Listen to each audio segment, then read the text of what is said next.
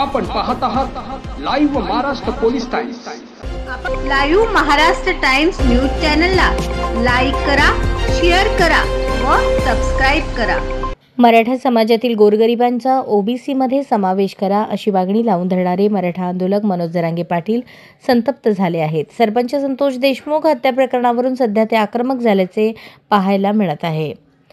मराठा आरक्षणाच्या मागणीसाठी ते 26 जानेवारीपासून आंदोलनाचा पडगा उगारणार असल्याचे देखील समोर आले आहे।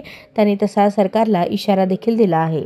अशातच मुख्यमंत्री देवेंद्र फडणवीस यांनी ओबीसी विद्यार्थ्यांसाठी मोठा निर्णय घेतला आहे। त्यामुळे या निर्णयाकडे जरांगे पाटील कसे बघतात, काय प्रतिक्रिया देतात याकडे सर्वांचे लक्ष लागले आहे।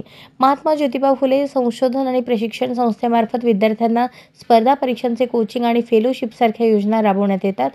महाज्योती या संस्थेमार्फत पुणे, अमरावती, नागपूर, छत्रपती संभाजीनगर आणि नाशिक या 5 प्रमुख जिल्ह्यांमध्ये उत्कृष्टता केंद्र स्थापन करण्यात येणार आहे। या केंद्रामार्फत विद्यार्थ्यांना विविध क्षेत्रांमध्ये प्रशिक्षित करण्याचे उद्दिष्ट असल्याचे मुख्यमंत्री देवेंद्र फडणवीस यांनी सांगितले होते। सह्याद्री अतिथीगृह येथे इतर मागास बहुजन कल्याण विभागाच्या पुढील 100 दिवस आराखड्याच्या अनुषंगाने मुख्यमंत्री फडणवीस यांनी आढावा घेतला। या बैठकीस इतर मागास बहुजन कल्याण मंत्री अतुल सावे दूरदृश्य प्रणालीद्वारे उपस्थित होते।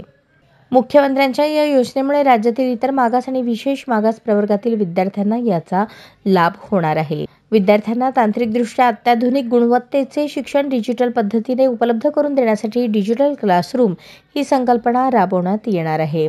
महामंडळामार्फत राबवण्यात येणाऱ्या वैयक्तिक कर्ज व्याज परतावा योजनेची कर्ज मर्यादा वाढवण्याबाबतही प्रस्ताव तयार करून मंत्रिमंडळ बैठकीत सादर करण्यात यावा। इतर मागास प्रवर्गातील मुलामुलींसाठी जिल्ह्याच्या ठिकाणी वसतिगृहे सुरू करण्याबाबत जागा उपलब्ध होण्याबाबत मुख्य सचिव यांच्याकडे संबंधित जिल्ह्यातील जिल्हाधिकाऱ्यांसमवेत बैठक घ्यावी अशा सूचना देखील मुख्यमंत्री फडणवीस यांनी यावेळी दिल्या।